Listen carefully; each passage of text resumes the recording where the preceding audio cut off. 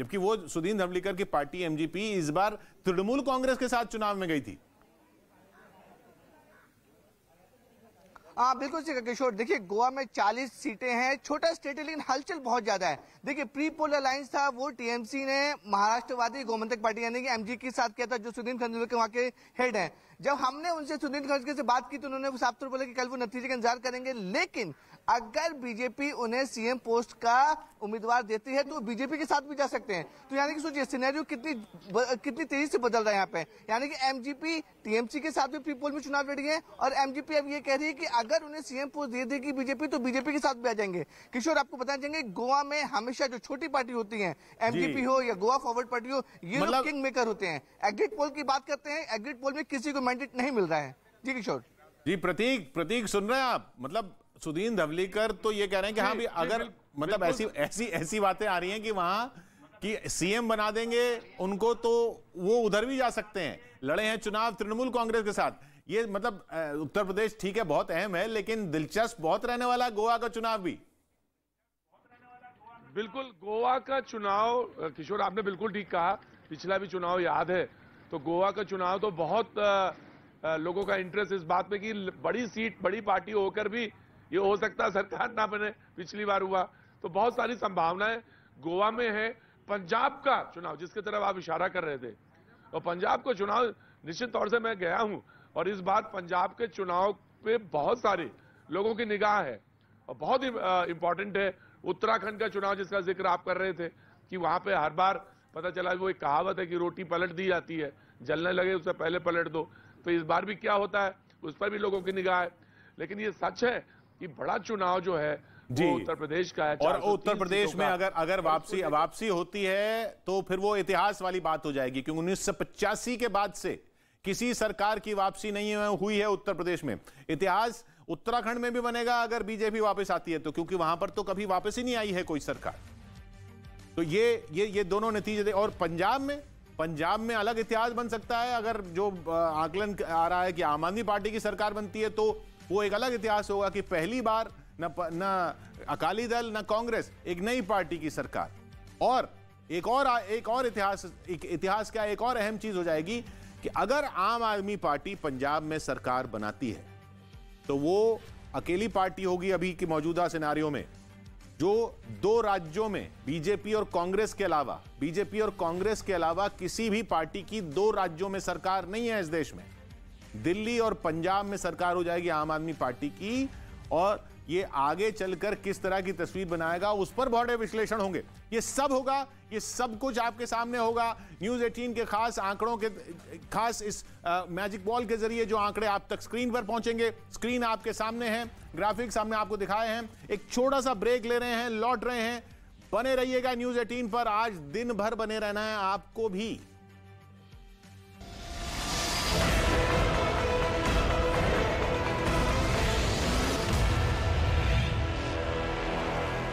और इसी वजह से 2020 में अमेरिकी एजेंसी एफबीआई ने दफ्तर की तलाशी ली थी।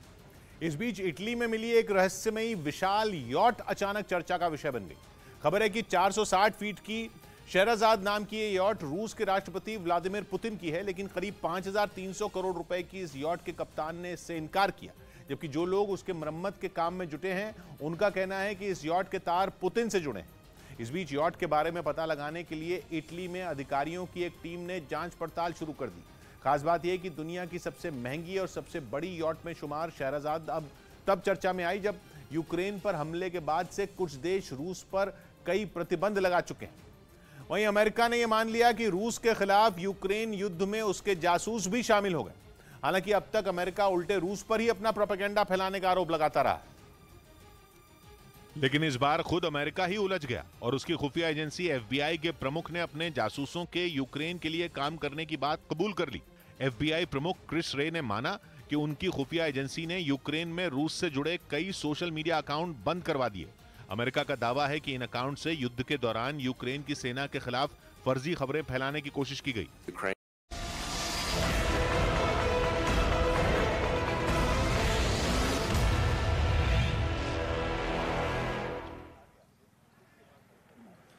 तो देश का सबसे बड़ा सूबा है उत्तर प्रदेश सबसे ज्यादा विधानसभा की सीटें हैं, इसलिए पूरे देश की नजरें भी टिकी होती हैं कि उत्तर प्रदेश में किसकी सरकार बनती है, क्योंकि कहा यह जाता है और अक्सर आपने भी सुना होगा, शायद सुन के बोर भी हो गए हों कि दिल्ली का रास्ता उत्तर प्रदेश से होके जाता है। तो उत्तर प्रदेश के चुनाव के नतीजे जो होंगे वही दिल्ली की सियासत तय करेंगे, वही राष्ट्रपति चुनाव का समीकरण तय करेंगे और वही तय करेंगे कि राज्यसभा में बहुमत में आएगी बीजेपी या नहीं आएगी। तो एक सरकार पर कई मामले टिके हुए हैं और उत्तर प्रदेश में योगी आदित्यनाथ दोबारा सरकार बनाएंगे या अखिलेश यादव सत्ता में वापसी करेंगे या बहन कुमारी मायावती जो दावे करती हैं, हालांकि उनके दावे को कोई गंभीरता से इस बार ले नहीं रहा है, क्या वो सफल होती हैं। इन तीनों विकल्पों के बीच मतगणना आपसे कुछ देर बाद शुरू होने वाली है और नतीजे सबसे तेज न्यूज 18 इंडिया पर आप दिन भर देखते रहेंगे। एक छोटा सा ब्रेक।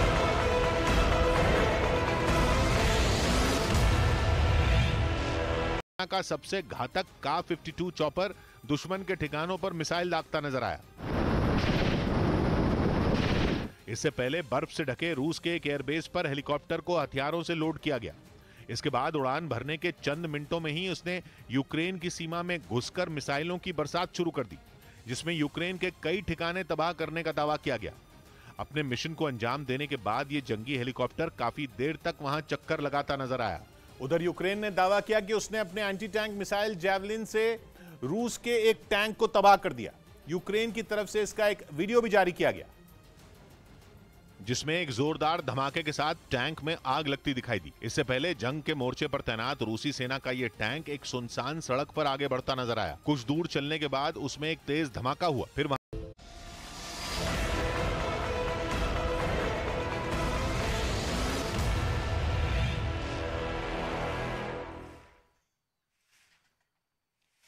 देश के सबसे युवा राज्यों में से एक उत्तराखंड में भी आज मतगणना होनी है। उत्तराखंड का इतिहास रहा है कि उत्तराखंड ने किसी पार्टी को दूसरा मौका नहीं दिया है, यानी कि 5 साल कांग्रेस, 5 साल बीजेपी। और ऐसे में आज मतगणना से क्या नया इतिहास बनेगा?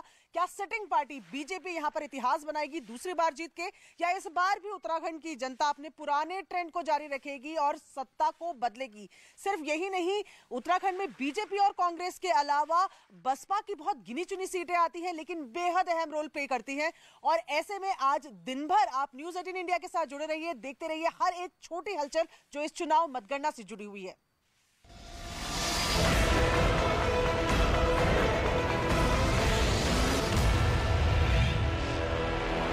जिसमें रूस का एक लड़ाकू हेलीकॉप्टर एक खेत में गिरा दिखाई दिया।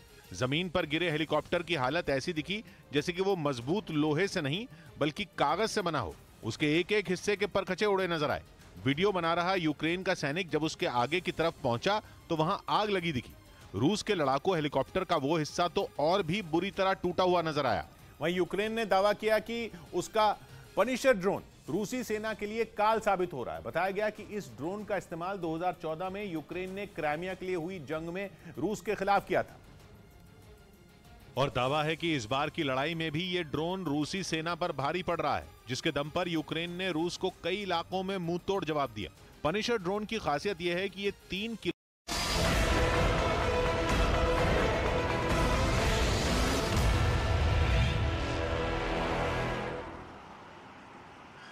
8 बजे के बाद काउंटिंग शुरू होगी। फिलहाल मैं मौजूद हूं सीएम ऑफिस के बाहर, सीएम आवास के बाहर, लेकिन सीएम आवास के बाहर फिलहाल अभी हलचल नहीं दिख रही है। लेकिन 8 बजे के बाद जैसे ही मतगणना शुरू होगी, काउंटिंग शुरू होगी, उसके बाद बताया जा रहा है कि जैसे ही हलचल शुरू होगी, सबसे पहला हलचल जो है हम बीजेपी हेडक्वार्टर, बीजेपी की जो ऑफिस है लखनऊ में, वहां पर हलचल शुरू होगी। और फिगर जिसके पक्ष में आएंगे, चाहे वो समाजवादी पार्टी हो या बीजेपी हो, वहां पर हलचल शुरू हो जाएगी। फिलहाल बताया जा रहा है कि सीएम पूरी तरीके से कॉन्फिडेंट है। योगी आदित्यनाथ जिस तरीके से सुबह उठते हैं, पूजा पाठ करते हैं, उसी तरीके से वो पूजा पाठ करते हैं। अगर बीजेपी रिपीट होती है तो ये 1985 के बाद ये इतिहास होगा, क्योंकि कोई भी पार्टी रिपीट नहीं हुई है। और दिन भर अपडेट्स के लिए, चुनाव से जुड़ी हर खबर के लिए बने रहिए न्यूज़ 18 इंडिया के साथ।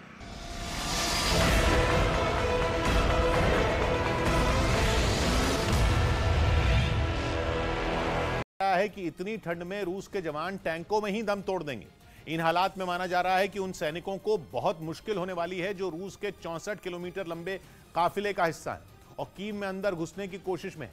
लेकिन इतने दिन बीत जाने के बाद भी वो राजधानी में दाखिल नहीं हो पा रहे। ऐसे में आशंका जताई जा रही है कि अगर ऐसे ही वो रूसी सैनिक वहां अटके रहे तो वो 4000 किलो के टैंक के अंदर ही दम तोड़ देंगे। अनुमान है कि यूक्रेन में अगले हफ्ते ठंडी हवाएं चलेंगी और तापमान में भी और गिरावट आ सकती है।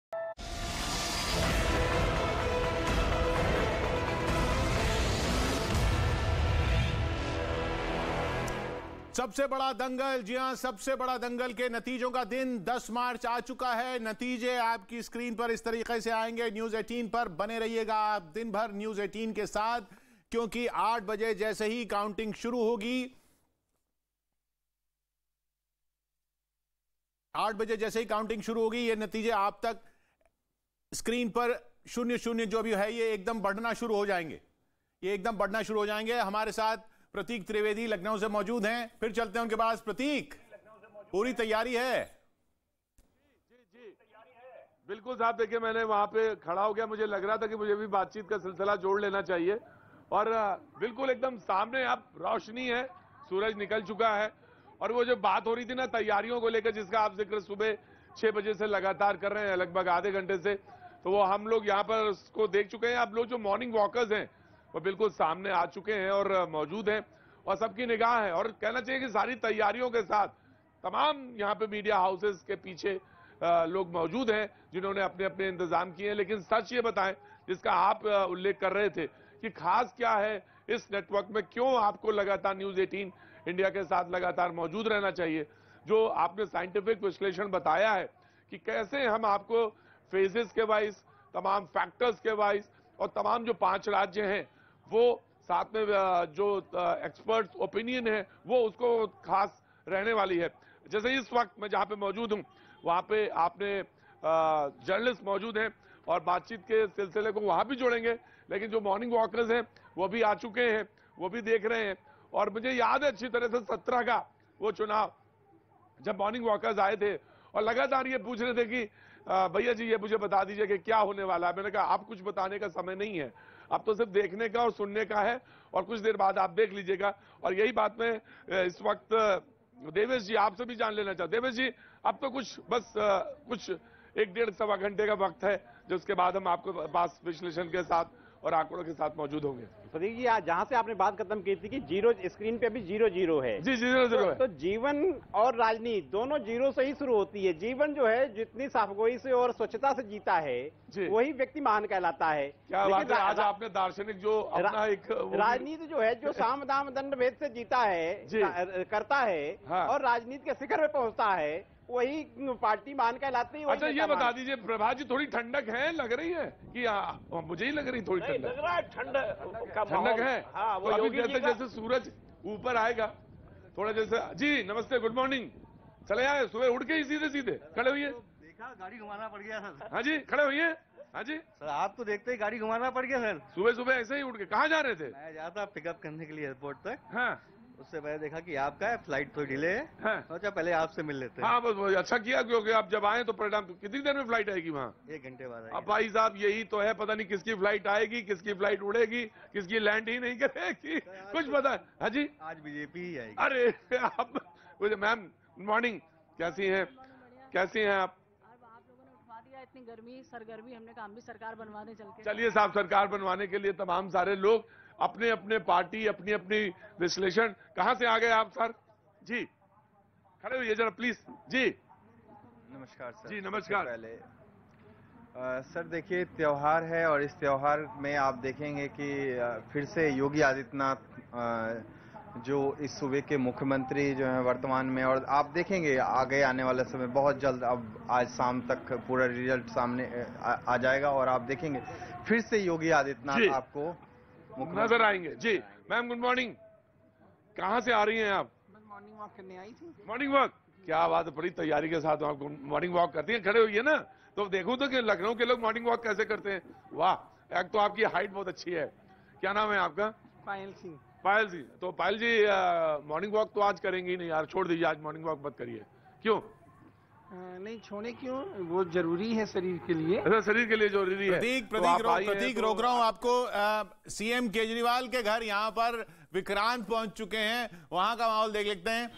विक्रांत, यहां पर जश्न की तैयारियां हैं एक और सरकार आने की उम्मीद में।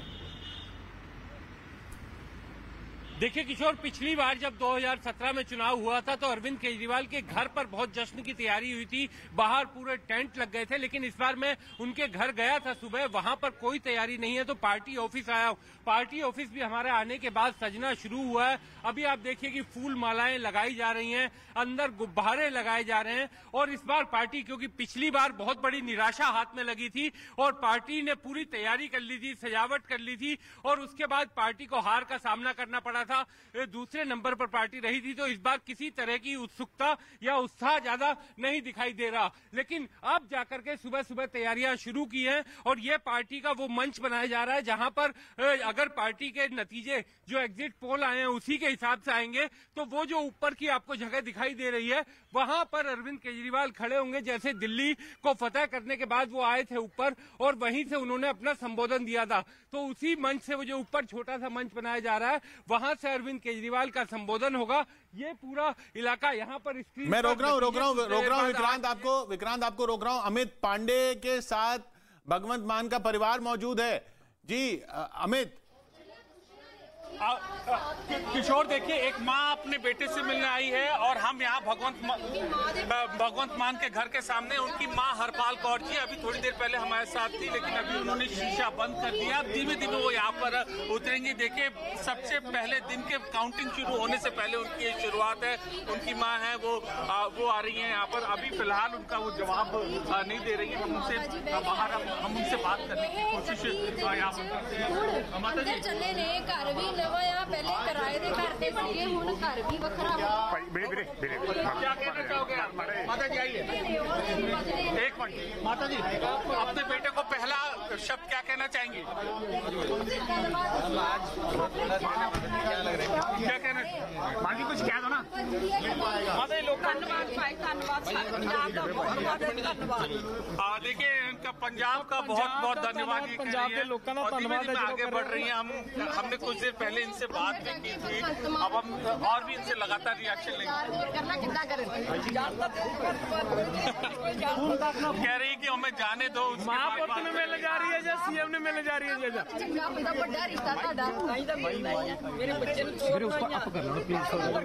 सॉरी ये बताइए कुछ खास तैयारी आपने की है? क्या बनाया है अपने बेटे के लिए? अंदर जाने के लिए वो कह रहे हैं। और इस तरीके से सबसे ज्यादा उत्साह आम आदमी पार्टी के नेताओं के घरों पर, आम आदमी पार्टी के दफ्तर में दिख रहा है। यहाँ दिल्ली में भी और शायद पंजाब में भी, बाकी जगह भी, बाकी सब पार्टियों के यहाँ, बाकी सब राज्यों में तो सबकी धड़कनें रुकी हुई हैं कि क्या होगा। लेकिन आम आदमी पार्टी सबसे ज्यादा कॉन्फिडेंट दिख रही है। जिस तरह की तस्वीरें हमें दिख रही हैं भगवंत मान के घर से भी या दिल्ली में आम आदमी पार्टी की तैयारियों को भी देखकर लग रहा है कि वो पूरी जश्न की तैयारी में बैठे हैं।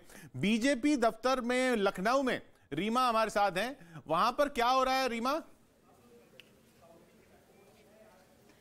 देखिए किशोर, आज की सुबह तो बहुत सारी उम्मीदों को लेकर आ रही है लेकिन यहाँ भी सन्नाटा पसरा हुआ और सब कुछ तय होगा उससे कि क्या चुनाव परिणाम आता है, रुझान किस तरीके से। रुझान के साथ साथ ही यहाँ के रंग बदलेंगे, यहाँ की तस्वीरें बिल्कुल बदलेगी। अभी देखिए मैं चाहूंगी कि चारों तरफ की तस्वीरें दिखा दूं। सिर्फ मीडिया कर्मियों की चहलकदमी है, इसके अलावा कुछ भी यहाँ पे नहीं है, कोई कार्यकर्ता नहीं है। लेकिन मैं फिर दोहराऊंगी अपने दर्शकों के सामने कि जैसे जैसे रुझान आना शुरू होंगे 8 बजे के बाद से, उसके बाद कार्यकर्ता यहाँ पहुंचेंगे और जैसे भी चुनाव परिणाम हो उसके अकॉर्डिंग वो सेलिब्रेट करना शुरू करेंगे। तो हमें इसके लिए थोड़ा इंतजार करना होगा। लेकिन आज का सेंटर पॉइंट ये है कि बीजेपी ने जो पूरी ताकत सबसे बड़े प्रदेश में झोंक दी थी उसको लेकर क्या कुछ हुआ है, जनता के मन में किस तरीके से ये रहा है चुनाव और क्या किया है जनता ने, किसके नाम पे मुहर लगाई, ये तमाम तस्वीरें साफ हो जानी है। लेकिन अभी बीजेपी दफ्तर में, लखनऊ बीजेपी दफ्तर में अभी कार्यकर्ताओं की मौजूदगी नहीं है। हाँ, मीडिया कर्मियों को कोई परेशानी ना हो इस बात का पूरा ख्याल रखा जा रहा है। लेकिन यहाँ की तस्वीरें बदलेगी और यकीनन बदलेगी जो भी चुनाव परिणाम होता है। यहाँ भी अभी कोई उस तरीके की जश्न जैसी तैयारियां नहीं जैसी आम आदमी पार्टी के दफ्तर में दिख रही हैं दिल्ली में या भगवंत मान के घर पर दिख रही हैं। हरीश रावत के घर पर दीपक बिष्ट मौजूद हैं उधर देहरादून में। दीपक, वहां हरीश रावत के यहाँ कोई जश्न वश्न की तैयारी? देखिए किशोर, अभी हरीश रावत के घर के बाहर कोई भी ऐसा यहाँ पर है नहीं, लेकिन जो घर के अंदर की चीज़ें हैं अगर बताएं तो मीडिया कर्मियों को यहाँ पर चाय भिजवाई गई। सुबह तकरीबन हरीश रावत की तरफ से एक ट्वीट किया गया अपने कुल देवता को प्रणाम करते हुए, और अभी घर के अंदर वो उठ चुके हैं, लेकिन अभी भी घर के अंदर की जो चीज़ें हैं वो सामने नहीं रखी जा रही मीडिया कर्मियों को। ये जरूर माना जा रहा है कि अंदर जो है घर के अंदर की जो तैयारियाँ हैं वो अभी सबके सामने आएगी, और उसके साथ ही 8 से 9 बजे के बीच हरीश रावत मीडिया कर्मियों से मुखातिब हो सकते हैं, क्योंकि जिस तरह से शुरुआत होगी काउंटिंग की और बैलेट पेपर की शुरुआत होगी तो उसके बाद से यहाँ पर मुलाकात होगी। लेकिन अभी यहाँ पर कार्यकर्ताओं का जमावड़ा नहीं है, सिर्फ मीडिया कर्मी यहाँ पर हैं, और यही वजह है कि अब क्या यहाँ पर रहेगा इसको लेकर सभी में एक उत्सुकता है, लेकिन कुछ देर बाद ही यहाँ पर माहौल बनना शुरू होगा। चलिए फिर अब समाजवादी पार्टी, वहां पर कुछ हलचल हुई अरुण सिंह? समाजवादी पार्टी में तो अभी सफाई चल रही है, झाड़ू लग रहे हैं वहां पर सामने, इसलिए मैं इधर आ गया। अच्छा, मैं रोक रहा हूं आपको ब्रिजेश पाठक कुछ बोल रहे हैं, उनको सुन लेते हैं। रही है प्रदेश के लोगों ने आदरणीय प्रधानमंत्री नरेंद्र मोदी जी की जो गरीब कल्याण की योजनाएं थी उन पर मोहर लगा दी है। उत्तर प्रदेश में जो कानून का राज स्थापित हुआ उस पर मोहर लगा दी है, और कमल को अपनाया है। भारी बहुमत से हम लोग चुनाव जीतने वाले। लखनऊ कैंट से आप प्रत्याशी हैं, क्या लग रहा है इस बार लखनऊ से कितनी देखिए, हम सभी सीटें जीतने वाले हैं और प्रचंड बहुमत से बीजेपी की सरकार बनेगी। दूसरी तरफ समाजवादी पार्टी भी दावा कर रही है। समाजवादी पार्टी ने जिस ढंग से चुनाव लड़ा है, प्रदेश के लोगों ने उसे अपने पास से देखा है। गुंडे, माफिया, मवाली, दंगाई, रेप के आरोपी, प्लाट मकान दुकान कब्जा करने वाले ऐसे लोगों के सहारे उन्होंने चुनाव लड़ा। 10 सरगना के परिवार के लोगों को चुनाव लेकर के लड़ा है। मुझे लगता है कि प्रदेश की जनता ने उन्हें बुरी तरह से नकार दिया है, इसीलिए वो खींच मिटाने के लिए आश्वस्त दिख रहे हैं ब्रजेश पाठक बीजेपी की जीत को लेकर। प्रतीक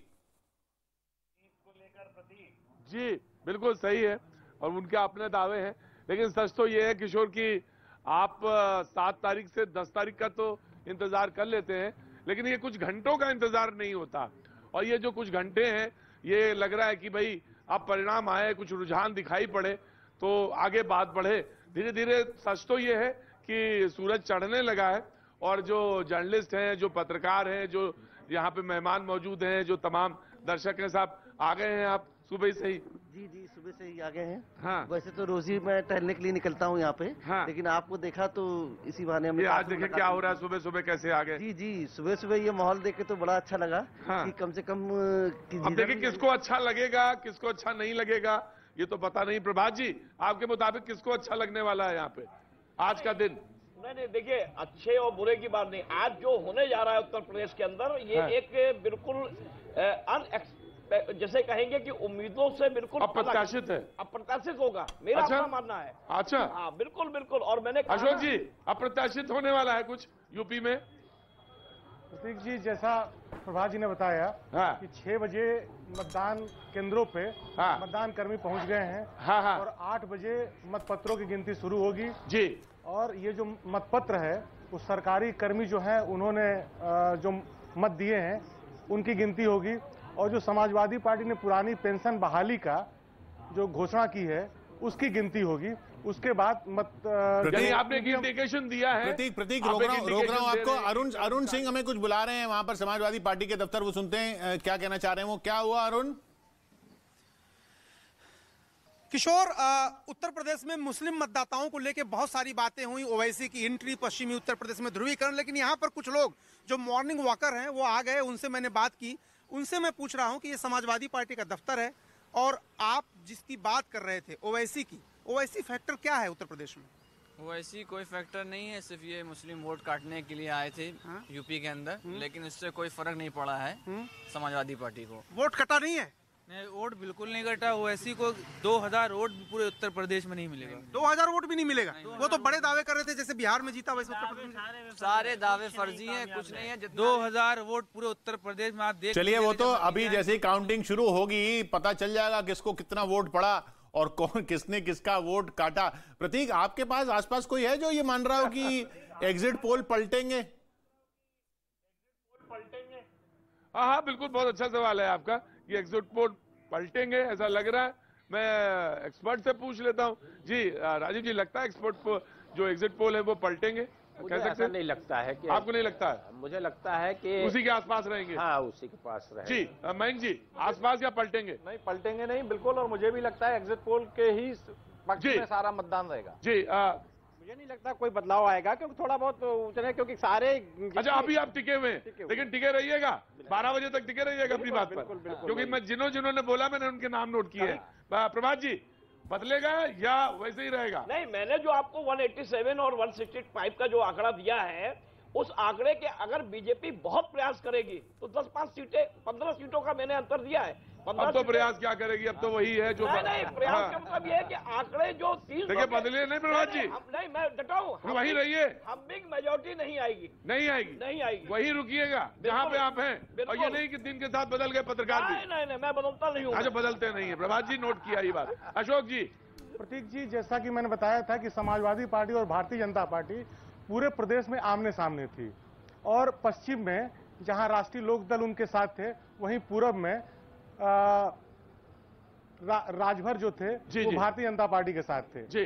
तो जो भी होगा वो सबके सामने दोपहर तक आ जाएगा। मतलब आप अभी ये नहीं कहने वाले हैं कि एग्जिट पोल बदलेंगे या नहीं बदलेंगे, या रहेंगे वही रहेंगे? देखिए, पूरे उत्तर प्रदेश में जो 403 विधानसभा सीट है, हाँ। उसमें 100 सीटों पे हाँ। तो तय है कि भारतीय जनता पार्टी और समाजवादी पार्टी हाँ। जीतेगी, और जो 303 सीटें हैं जी, उसमें आमने सामने दोनों पार्टियां हैं। जैसे आपको लखनऊ का बताएं कि पूर्वी और कैंट सीट पे भाजपा के जीतना तय है जी, लेकिन बाकी अन्य जो सीटें हैं उसमें समाजवादी पार्टी और भारतीय जनता पार्टी आमने सामने होंगी। ये एक अच्छा आपने बात कही, एक आंकड़ा है जी। कैसे आना हुआ सुबह सुबह? मॉर्निंग वॉक, शूज से तो मॉर्निंग वॉक कर रहे हैं आप? मॉर्निंग वॉक के लिए निकला। अच्छा, कैमरा भी लेके चले हुए हैं साथ में, है ना जी? नहीं, वो खींच रहे हैं कैमरे। क्या नाम है साहब आपका? मेरा नाम आनंद हुआ। आनंद जी, तो बताइए इस बार किसका लग रहा है आनंद होगा? इस बार तो जी बीजेपी की भी होगी। जी सर, कुछ असर आ नहीं रहा है आपका मॉर्निंग वॉक का? अभी स्टार्ट किया जल्दी। कितने दिन पहले स्टार्ट किया? बस 2 दिन पहले। ये चुनाव वाले आप भी हैं, चुनाव के समय बात करते हैं। जब बैठिए साहब, आप बैठिए जी। कुछ असर आ ही नहीं रहा आप पे मॉर्निंग वॉक का? मैं मॉर्निंग वॉक कर रहे हैं तो उसका कुछ असर भी तो दिखना चाहिए। बिल्कुल बिल्कुल, जल्दी असर दिखेगा आपको। वो डाला था आपने जी? अच्छा जी, तो लखनऊ में हैं आप, लखनऊ के रहने वाले हैं? बगल में ही। तो क्या लग रहा है इस बार? हवा कुछ बदली दिख रही है। बदली भी दिख रही है। नाराज कौन है? नाराज कौन है वोटर्स में सबसे ज्यादा? नाराज गवर्नमेंट जॉब वाले। गवर्नमेंट जॉब वाले? आप सरकारी नौकरी में? मैं सरकारी नहीं, गवर्नमेंट जॉब वाले, किसान है, ये नाराज है। जी, ये ज्यादा नाराज है। तो इनका असर पड़ेगा। एक आकलन है प्रभात जी, और वो ये कह रहे हैं कि जो गवर्नमेंट जॉब वाले हैं और जो युवा हैं, उनका असर 403 सीटों पर देखने को मिलेगा। मैं आ रहा हूं, मैं आपके पास आ रहा हूं। वहाँ पे निश्चित तौर पर देखिए, युवा वोटर जो था उसने ये तय किया था, जिस तरीके से विधानसभा के सामने लाठियां पड़ी, उन्होंने लाठियां खाई और जॉब्स नहीं थी, नौकरी थी नहीं। ये सब दिख जाएगा प्रतीक, सब आंकड़ों में दिख जाएगा ये कि ऐसा होगा क्या नहीं, क्योंकि एग्जिट पोल तो ये बता रहे हैं कि सरकार फिर से वापस आ रही है। अब सरकार फिर से वापस नहीं आती है तो ये सारा विश्लेषण होगा कि भाई इन्होंने नहीं दिया, उन्होंने नहीं दिया, और विश्लेषण आंकड़ों के साथ होगा न्यूज 18 इंडिया पर कि किसी वर्ग ने अगर वोट नहीं दिया है या किसी वर्ग की वजह से कहीं कुछ आंकड़ा पलट रहा है तो वो किस वर्ग की वजह से पलट रहा है, क्योंकि हर वर्ग के हिसाब से हम सीधा यहां पर वॉल पर ग्राफिक्स देखेंगे, ये आंकड़े यहां पर जब बढ़ने शुरू होंगे या किसी क्षेत्र में ऐसा हो रहा हो तो वो भी दिखेगा। जी प्रतीक, बुला रहे हैं आप मुझे? जी किशोर जी, मैं ये जानना चाह रहा था, जैसे आप बता रहे थे फेजेस में फैक्टर्स भी हम आपको बताएंगे। मुस्लिम फैक्टर है, जाट फैक्टर है, ब्राह्मण फैक्टर है, ओबीसी है, आदतन यादव ओबीसी वाला है, उस पे फैक्टर्स है। तो ये एक जल्दी से क्विक अगर आप मुझे तमाम सारे दर्शकों से शेयर कर सकें तो एक अच्छा होगा, क्योंकि 8 बजे से पहले हम जान सके कि इस नेटवर्क न्यूज 18 नेटवर्क के पास क्या कुछ विशेष है, सो दैट कि हम यहां पर आए और रुके और पूरे दिन रहें। जी देखिए, ये हमारी मैजिक वॉल है। मैजिक वॉल इसलिए कह रहे हैं क्योंकि इस पर सारे आंकड़े सीधा काउंटिंग सेंटर से आ रहे हैं। देखिए, सीधा काउंटिंग सेंटर से आ रहे हैं। ये मैजिक वॉल दर्शकों को पढ़ने की जरूरत नहीं है, क्योंकि इस मैजिक वॉल से सीधा आंकड़ा आपकी स्क्रीन पर ग्राफिक्स में आएगा। अब इसमें क्या क्या है, पंजाब की बात करें तो पंजाब के दोआबा की 23 सीटें, उनमें किस पार्टी को कितनी जा रही हैं। पंजाब के माझा की 25 सीटें, उनमें किस पार्टी को कितनी जा रही हैं। पंजाब के मालवा की कितनी सीटें, 69 सीटें, उनमें कितनी किस पार्टी को जा रही हैं। ये तो हो गया पंजाब के क्षेत्र। पंजाब में वो ऐसी 34 सीटें हमने चिन्हित की हैं जहां दलित मतदाता बड़ा अहम रोल निभाते हैं, और इस बार दलित मतदाताओं की सीटों पर खास नजर इसलिए है क्योंकि चरणजीत सिंह चन्नी को जो मुख्यमंत्री बनाया गया तो यह माना गया कि यह एक बहुत बड़ा फैक्टर हो सकता है कांग्रेस के लिए। फिर 66 सीटें ऐसी हैं जहां सिख मतदाता ही निर्णायक रहते हैं, और 15 सीटें कुल ऐसी हैं पंजाब में जहां हिंदू समुदाय के मतदाता निर्णायक रहते हैं। वहां पर क्या हो रहा है यह अलग से देखेंगे। एक है 35 सीटें हमने चिन्हित की हैं, 35 सीटें चिन्हित की हैं जिनको हमने नाम दिया राम रहीम फैक्टर। ये राम रहीम फैक्टर क्या है? ये वो 35 सीटें हैं जहां डेरा सच्चा सौदा के अनुयायी इतनी मात्रा में हैं कि निर्णय शायद पलट सकें, वो देखेंगे।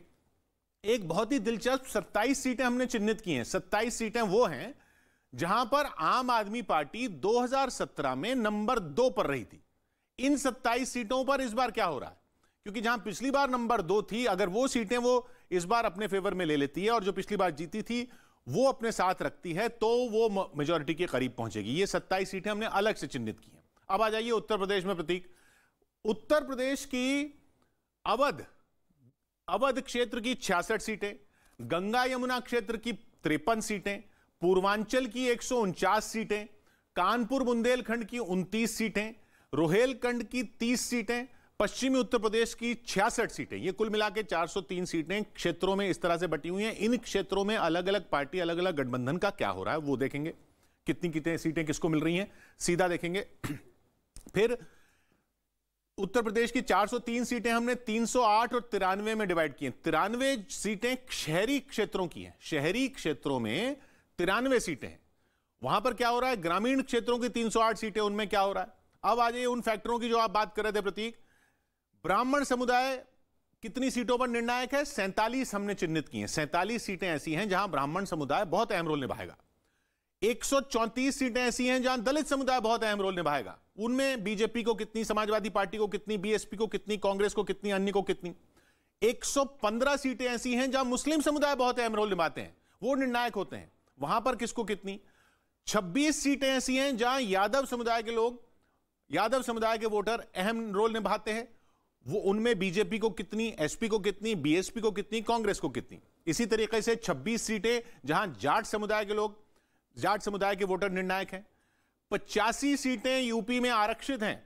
आरक्षित सीटों का क्या हाल हो रहा है? क्योंकि आरक्षित सीटों में सभी कैंडिडेट जो होते हैं वो आरक्षित समुदाय से होते हैं। जब सभी आरक्षित समुदाय से होते हैं तो फिर पार्टियां किस पार्टी को लोग प्रेफर करते हैं वो देखना होगा। 44 सीटें ऐसी हैं जहां बीजेपी के योगी सरकार के मंत्री इस बार मैदान में खड़े हैं। वो मंत्री, उन मंत्रियों की किस्मत का क्या होता है?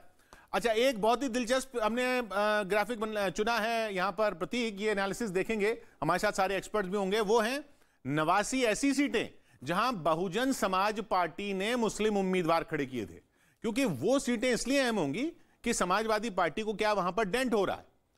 ये अलग अलग फैक्टर्स हैं। इसके अलावा हर चरण, चौथा चरण 59 सीटें, जिसमें पीलीभीत, लखीमपुर, सीतापुर, हरदोई, लखनऊ, उन्नाव, फतेहपुर, बांदा, रायबरेली, इन जिलों की 59 सीटों में बीजेपी को कितनी, एसपी को कितनी, बीएसपी को कितनी, कांग्रेस को कितनी, अन्य को कितनी, ये हम एक साथ देखेंगे हर चरण की हिसाब से। 5वां चरण 60 सीटों का, श्रावस्ती, बहराइच, बाराबंकी, गोंडा, अयोध्या, अमेठी, सुल्तानपुर, प्रतापगढ़, प्रयागराज, चित्रकूट, कौशाम्बी, इन जिलों की 60 सीटें, ये कैसे बट रही हैं। फिर बड़े चेहरे जो हैं या और जो अहम चेहरे हैं, लखन सिंह राजपूत राज्य मंत्री हैं दिव्यापुर उत्तर प्रदेश से, वो आगे चल रहे हैं या पीछे चल रहे हैं। इसी तरह से अलग अलग चेहरे, सिकंदरा में उत्तर प्रदेश से राज्य मंत्री अजीत पाल हैं बीजेपी के, वो आगे चल रहे हैं, पीछे चल रहे हैं। इन अहम चेहरों की अपनी एक एक सीट का। इसके अलावा एक और ग्राफिक आएगा प्रतीक, वो एक छोटी सी पट्टी में आएगा नीचे, जिसमें हर राज्य की, 5 राज्यों में हर राज्य की हर सीट पे उस वक्त क्या हो रहा है वो एक के बाद एक आता चला जाएगा। अब बताइए प्रतीक, कोई और कहां देखेगा? सारा रिजल्ट तो यही है। राइट, जी बिल्कुल, और ये बहुत महत्वपूर्ण है जिसको बताया, क्योंकि ये जानना बहुत जरूरी था, क्योंकि अपडेशन बहुत जरूरी था जो नए दर्शक जुड़ने। हालांकि मुझे उम्मीद है कि लोग आज पूरी तरह से, इसमें बिल्कुल विश्वास है कि आज लोग बहुत सुबह से लोग टीवी सेट के सामने मौजूद हैं। और अगर आप न्यूज़ 18 देख रहे हैं तो आप क्यों बने रहे, किस वजह से बने रहे, ये वजह जानना बहुत जरूरी था। इसीलिए जो अपडेशन है, जो न्यूज रूम से, कंट्रोल रूम से लगातार आप उसको हम बता रहे थे कि क्या चीजें हैं। जैसे जिस फैक्टर पे एक वेरी क्विक रिस्पांस लेना चाहेंगे राजीव जी, बीएसपी को लेकर तमाम सारी बातें हैं इस बार, तो नुकसान किसको है? क्योंकि लोग कह रहे हैं बीएसपी उस तरह से तो आई नहीं है, तो नुकसान किसको है, फायदा किसको है? लोग उन्होंने कहा कि चुनाव के बाद फायदा भी है और चुनाव के समय में नुकसान क्या है, ये बहुत सारे लोग जानना चाहते हैं। सही कहा आपने। बीएसपी जो है बहुत बाद में चुनाव मैदान में कूदी जी, और उन जो मायावती है वो बहुत सधी हुई राजनीतिज्ञ है जी। अब ये नहीं समझ में आता कि उन्होंने किस तरीके से पॉलिटिक्स खेली, क्या सोचा। बीएसपी के जो भी कैंडिडेट हैं, आप देखिए ज्यादातर वो सपा को नुकसान पहुंचा रहे हैं, और जहां सपा ने इसका फायदा किसको मिल रहा है प्रभात जी? फायदा बीजेपी को मिल रहा है। मायावती का जो नुकसान होना था वो भारतीय जनता पार्टी ने 2014 में कर दिया था, 17 में कर दिया था, 19 में कर दिया था। लेकिन अब जो मायावती का जो कोर वोटर था, मुझे ऐसा लगता है कि वापस फिर मायावती के साथ आया है और मायावती को लोग अंडर एस्टिमेट कर रहे हैं। मायावती की सीटें पिछले बार से ज्यादा बढ़ेंगी और मायावती का जो इस समय तो विधानसभा 2022 में था, वो अखिलेश के साथ 36 का आंकड़ा था। उनका रुझान भारतीय जनता पार्टी के प्रति थोड़ा सॉफ्ट देखा गया, और जो लोकसभा में जो यादव वोट डाइवर्ट हुआ था और जो 10 सीटें मेंबर ऑफ पार्लियामेंट की मायावती ने जीती थी, वो वोट समाजवादी पार्टी का ट्रांसफर मायावती को हो गया था, लेकिन मायावती का वोट समाजवादी पार्टी को ट्रांसफर नहीं हुआ। बहुत सारे इफ एंड बट्स हैं। प्रतीक रोक रहा हूं आपको, क्योंकि एक बहुत ही अहम जगह पहुंचे हैं जावेद मंसूरी, जयंत चौधरी के घर के बाहर। जावेद, वहां पर क्या हो रहा है? वहां कुछ जश्न है, कुछ तैयारी? किशोर, बहुत दिलचस्प स्थिति है। हम वसंत कुंज ग्रीन एवेन्यू में है, जहां जयंत चौधरी की कोठी है। यहां पर ही कल तक बताया गया था उनकी टीम की तरफ से कि यहां पर जयंत चौधरी होंगे, लेकिन लगातार ये संपर्क किया जा रहा है और अब कहा जा रहा है कि अभी नहीं बताया जा सकता कि वो कहां हैं। संभवतः वो इंतजार कर रहे हैं नतीजों का, रुझान का, और उसके बाद ही रणनीति तय होगी कि मीडिया के सामने वो कब आते हैं। क्या सारा कुछ जो है वो रुझान पर तय करने वाला है। कुछ जानकारी ये भी मिल रही है कि वो उत्तर प्रदेश के किसी जगह पर निकले हुए हैं और चुनाव मतगणना में जहां भी कुछ कमी या कुछ गड़बड़ी पाई जाती है तो वहां पहुंचेंगे, लेकिन साफ तौर पर आधिकारिक तौर पर कुछ नहीं बताया जा रहा है कि अभी जयंत चौधरी का है। लेकिन अगर मैं दिखाऊं तो यहां पर किसी तरह का कोई ऐसा जश्न की तस्वीरें तो नहीं है, सिर्फ यहां पर मीडिया के चंद लोग यहां पर पहुंचे हैं उनको ट्रैक करने के लिए, लेकिन अभी तक वो कहां है यहां ये बताया गया कि यहां फिलहाल नहीं है। 9 बजे के बाद ही कुछ अपडेट मिल पाएगा, तो शायद वो इंतजार कर रहे हैं कि जब रुझान आने शुरू होंगे और उसके बाद वो सामने आ सकते हैं। जी, उधर जो रुझान आएंगे, जो पहला रुझान आएगा जो सीधा काउंटिंग सेंटर से आएगा, वो आएगा हमारे लाइव रिजल्ट हब में। जी हाँ, ये सारा पूरे न्यूज 18 नेटवर्क का सबसे बड़ा जो पूरा तामझाम जो है, जो पूरा डेटा हर काउंटिंग सेंटर से आ रहा है, वो आएगा लाइव रिजल्ट हब में। और वहां रवि पहुंच चुके हैं। रवि, पूरी तैयारी है? किशोर, बिल्कुल पूरी तैयारी है। मैं उस वक्त उस टीम के साथ मौजूद हूं जो पिछले 1.5 दशक से देश को सबसे पहले, सबसे तेज और सबसे सटीक नतीजे दिखाता है। जब तक दूसरे लोग अभी शुरुआत करते हैं, यहां पर नतीजे आना शुरू हो जाता है, क्योंकि हर एक काउंटी सेंटर पर 690 की 90 सीटों पर हमारे रिपोर्टर्स मौजूद हैं। 400 रिपोर्टर वहां पर मौजूद हैं। रवि, आप एक बात जो आप कह रहे हो ना कि जब तक दूसरे लोग तैयारी करते हैं तब तक यहां शुरू हो जाता है, ऐसा है नहीं वैसे, क्योंकि दूसरे लोग तो कई ऐसे भी हैं जो नतीजे आने से पहले ही तैयारी या आंकड़े देना शुरू कर देते हैं। किशोर, क्योंकि विश्वसनीयता नेटवर्क 18 के साथ है, क्योंकि हमारी खुद की टीम है, हम दूसरों पे भरोसा नहीं करते हैं। 400 रिपोर्टर नेटवर्क 18 के हर एक काउंटिंग सेंटर पर मौजूद हैं और यहां पर भी अलग अलग डेस्क बने हुए हैं। ये किशोर देखिए, जैसे ही काउंटिंग सेंटर पर कोई भी नतीजा आएगा, फोन की घंटी बजेगी, मैं आपको यहां से अपडेट करूंगा। यहां पे सिस्टम बने हुए डेस्क के। ये उत्तर प्रदेश का है, देश का सबसे बड़ा प्रदेश। हैवी वेट्स की लड़ाई वहां पे हो रही है। सीधा जैसे ही अपडेट होगा, आपकी टैली पे वहां पे नतीजा आ जाएगा, यानी सबसे तेज होगा, सबसे पहले होगा। किसी दूसरे पे भरोसा नहीं है। नेटवर्क 18 के 400 रिपोर्टर हर एक काउंटिंग सेंटर पर हैं। यहां पे मणिपुर का बना हुआ है, ये उत्तराखंड का डेस्क बना हुआ है, साथ में पंजाब का बना हुआ है, और हर एक किशोर वीवीआईपी सीट हो, आम सीट हो, हर एक वोट का हिसाब आज मैं आपको यहां से दूंगा और पूरे देश को सबसे पहले नतीजे पहुंचाऊंगा। ठीक 8 बजे जैसे ही काउंटिंग शुरू होगी, किशोर, सबसे पहले, सबसे तेज, सबसे सटीक नतीजे हम यहीं से दिखाएंगे। और बार बार फिर बता दें आपको, सीधा काउंटिंग सेंटर से, रवि ने बताया ना आपको, सीधा काउंटिंग सेंटर से डेटा आ रहा है आपकी स्क्रीन पर, सीधा काउंटिंग सेंटर से। चलिए, गोवा की बात की, विवेक वहां पर मौजूद हैं। अब गोवा में भी दिन निकल आया है। विवेक, क्या चल रहा है वहां?